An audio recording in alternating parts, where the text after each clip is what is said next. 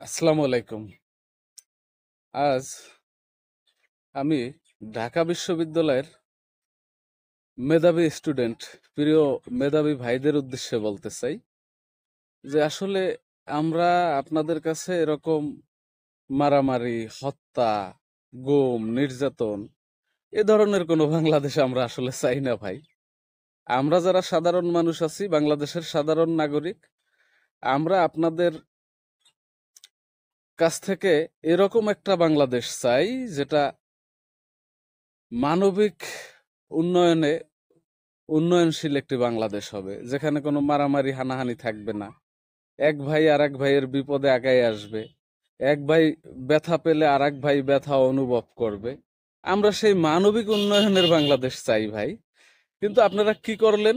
বরগুনার পাথরঘাটার মানসিক ভারসাম্যহীন একটা ছেলে, শিক্ষিত ছেলে, মেধাবী ছেলে, হয়তোবা সে এখন মানসিক ভারসাম্যহীন ছেলেটা ভবঘুরে রাস্তায় রাস্তায় ঘুরে, সেই ছেলেটাকে আপনারা চোর সন্দেহে ধরে নিয়ে গেলেন, নিয়ে তার উপরে হামলা করলেন, তাকে মারধর করলেন, ঠিকঠাক মতো মনের ইচ্ছা মতো তাকে উত্তম মাধ্যম দিলেন।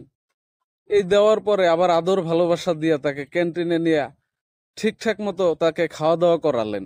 এত ভালোবাসা দেওয়ার পরে আপনারা এই মেধাবী ভাইরা এটা কি করলেন ভাই? একটা মানসিক ভারসাম্যহীন একটা পাগল মানুষের সাথে তাকে আপনারা শেষ পর্যন্ত এই পৃথিবীতে থাকতে দিলেন না, বাঁচতে দিলেন না। তাকে চোর সন্দেহে নির্যাতন করতে করতে, চরম প্রহর করতে করতে একটা সময় তাকে মেরেই ফেললেন ভাই।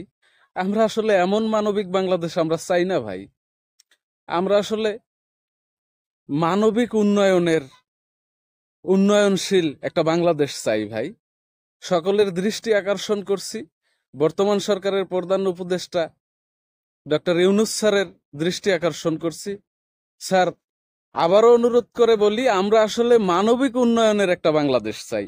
আমরা আসলে এমন মারামারি, কাটাকাটি, রাহাজানি, খুন, হত্যা, গুম এ ধরনের কোনো বাংলাদেশ চাই না। সকলে ভালো থাকবেন, সুস্থ থাকবেন। আল্লাহ হাফেজ।